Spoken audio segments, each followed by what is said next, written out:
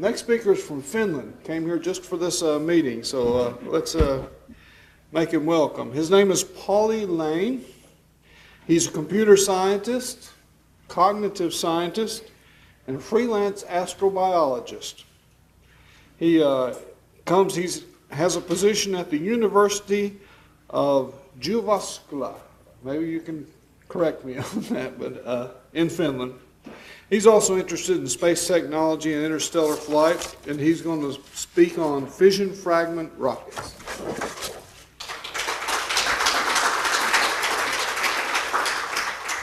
Hello everyone, and thank you for having me here in this wonderful workshop.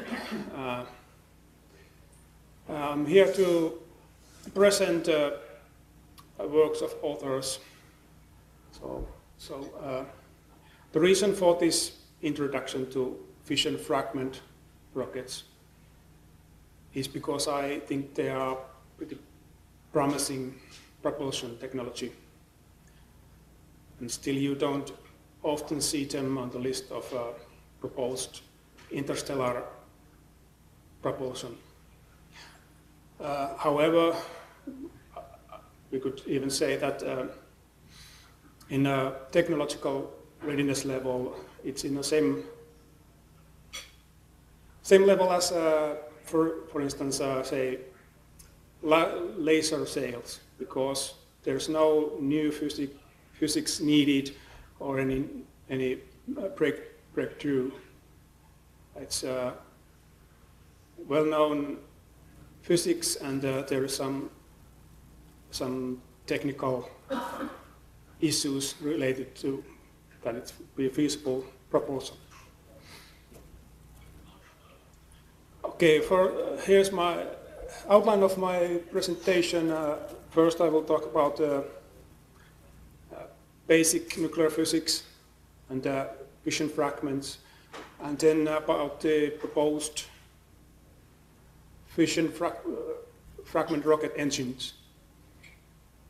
Then I will talk about a few issues about fuel production, thermal and structural issues of the fission fragment rocket engine, and also I will conclude in the last part about the possibility of use fission fragment rocket engine in interstellar missions.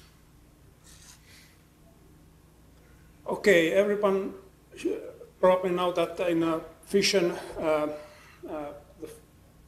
fissile isotope splits into two fragments, a heavy and a light product of fission. And for instance, uranium fission release about 81% of its energy in the form of kinetic energy in these fragments. And in a usual fission reactor, this kinetic energy is harvested with the heat it generates. So there is for instance, uranium splits into light and heavy product and free neutrons. And distribution of the fission products is you can see that there's clearly two peaks in light atomic numbers and more heavy ones. The energy is distributed also so that most of the energy, for instance in the uranium case, is released in the heavy fragment part.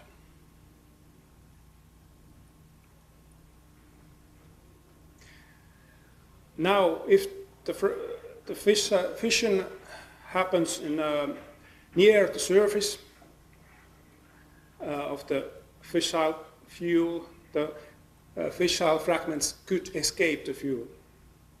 And the escape probability increased dramatically when the the thickness of the fissile fuel or the size of the fuel particles approach to about 10 microns. So, and based on this knowledge, there has been a few proposed rocket engines based on fission fragments. First, Serge Dublin first proposed idea of using escaping fission fragment as rocket propulsion in 1988. In his idea, there was the design was using a rotating disc that has a thin layer of fissile material on them, and this we can call this kind of design as a solid core design. Later, there has been improvement, like in Clark and Sheldon's proposals about dusty plasma-based fission fragment reactor, where fissile material is in the form of magnetically confined cloud of nanoparticles, and we can call this dusty plasma core design. So in the original Chaplin's idea, the fissile material is on this disk that are rotating, and one part of the disk is always inside the reactor core, where the fissile fragments are extracted to exhaust. And in the dusty plasma core, the fissile material is magnetically confined dusty plasma cloud.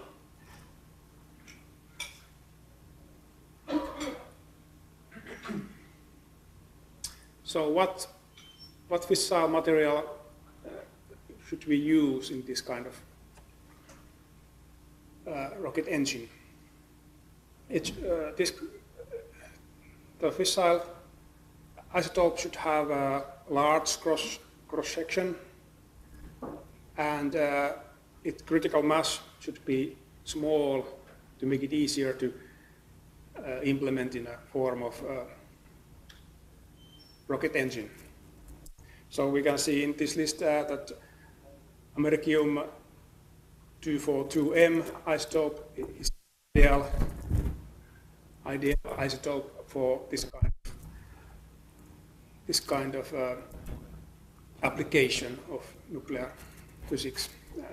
There are also some others, as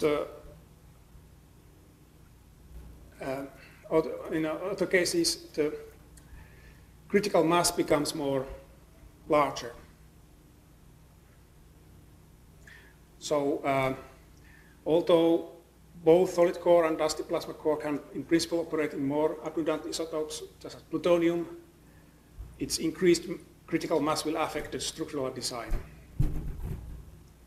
And the most optimal fuel is also the least available, the americium 242M isotope.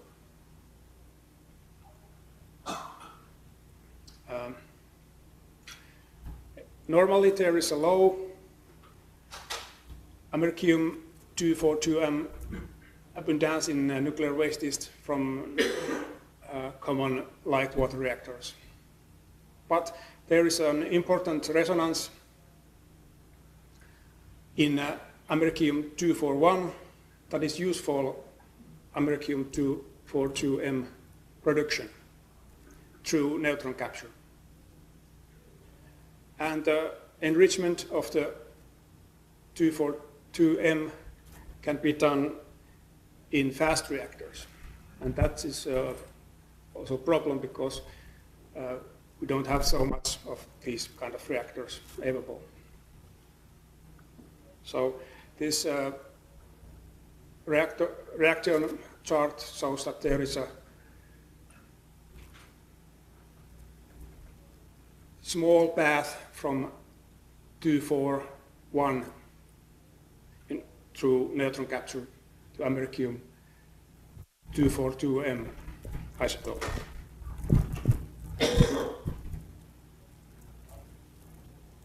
Okay, as I said before, other isotopes can be used also, but as their properties become less favorable as fission fragment rocket engine fuel, they are more and more easier to produce.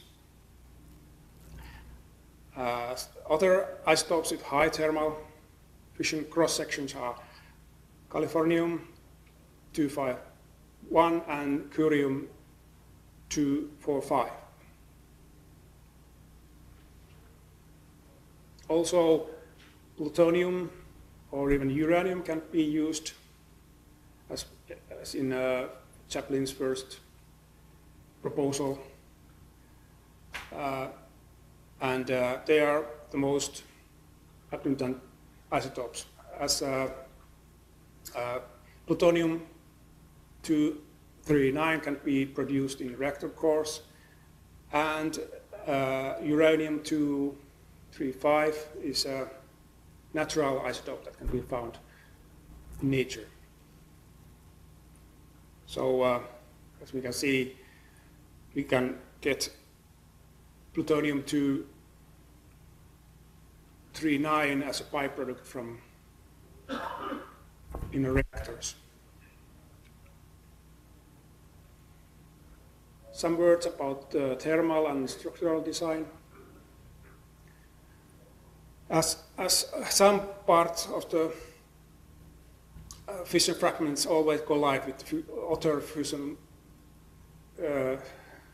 fuel material and dissipate their kinetic energy to produce heat, the fissile material will heat up, and so some kind of heat removal system is mandatory in all kind of these designs. And in a practical level, it's some kind of radiator system. In the Chaplin's design, heat is radiated by the most of the large disks that are outside of the reactor during the rotation.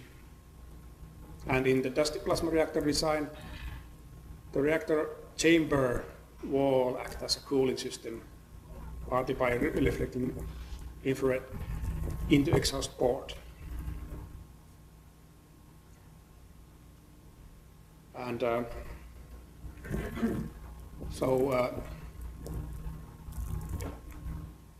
in a solid core, they should be exposed to outer space in order to radiate the heat.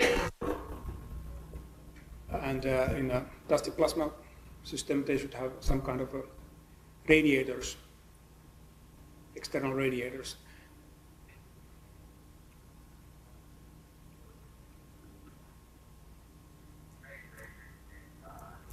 Okay, and in general level, structural issues are depend on reactor type and fissile matter. And roughly, we can say that more common isotope, the larger structures are needed. The components that are affected by the fissile material are the reactor core itself, the magnets for extracting the fission fragments, and the moderator, which is the largest one part in the system. Also, for longer missions, we should consider some kind of refueling system that also affects the design.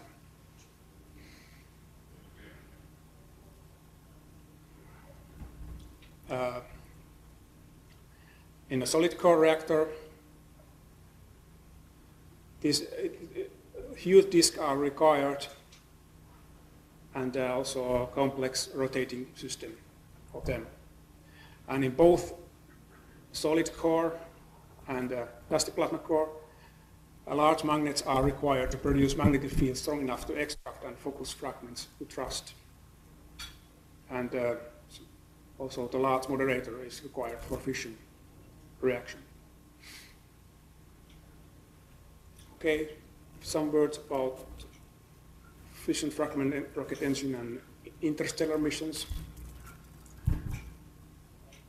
There has been some calculations that the design becomes so large that the single stage fission fragment rocket engine is not feasible for interstellar missions.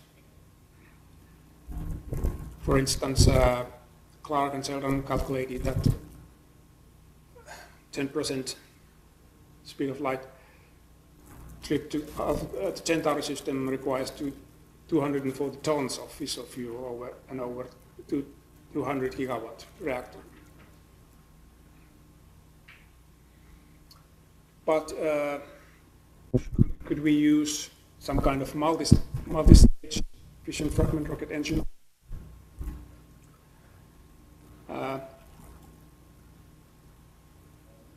Typically, this fission fragment engine has a low mass ration, but we can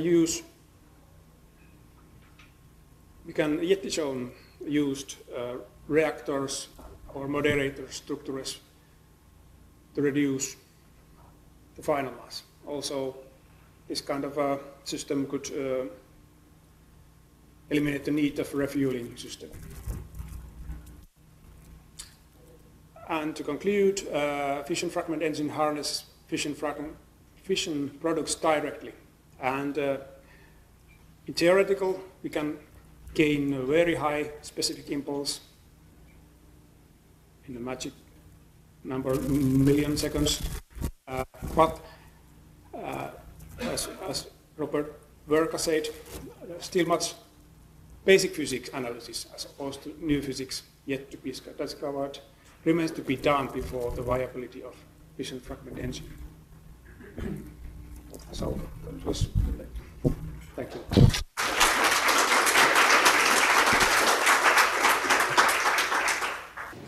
Have there been any trade studies done on the use of californium or curium as opposed to americium to see what would be the most economical, or is it too early for that to happen? I haven't found any results about californium or lithium, but I think there's become some kind of a trade-off between the availability and feasibility for the rocket engine. My name is Jyvaskyla. I'm a nuclear engineer. A couple of points. You showed a picture of a probe, which I believe was a Jupiter Icy Moons orbiter. I believe the nuclear reactor in that was not a thrust reactor, it was a nuclear reactor that generated electricity. Right. And it used heat pipes. The radiators you saw were the heat pipes associated with the waste heat and electrical generation. Yeah, right. This was Not that one. okay. I think it was before that. Well, maybe it's whatever it is. That right? Oh yeah. That's right. Yeah. That's not a propulsion nuclear reactor. That's right. And I don't believe 350 megawatts was what they were going to do on that. Right. This is what just. I think it might have been kilowatts, not megawatts. Right. This was just the structure of the reflector structure possible. Couple more things. Just for perspective, the 200 gigawatt reactor you were talking about, a commercial full-scale nuclear reactor in the United States is typically about 1,000 megawatts or 1 gigawatt. So you're talking about a reactor 200 times the capacity of a commercial reactor that only lasts for about 18 months before it needs to be refueled. Right. Okay. Third thing is that a fission event is an all-directional event. So your kinetic fragments are going to go in all directions. And so you're going to have to be able to find a way, as you said, using magnets or some kind of charged, very highly negatively charged internal structure to get all that. That's going to require a lot of power, yes, as well as size. That's physics that I don't think we've done yet. I mean, I wish you luck, but Okay, I've read some papers about the basic research done, for instance, about the americium for electric production. The electric production is fairly well understood, but it's very inefficient. We need to move on, Pete. Okay. All right, thank you, everyone. Let's take our speakers.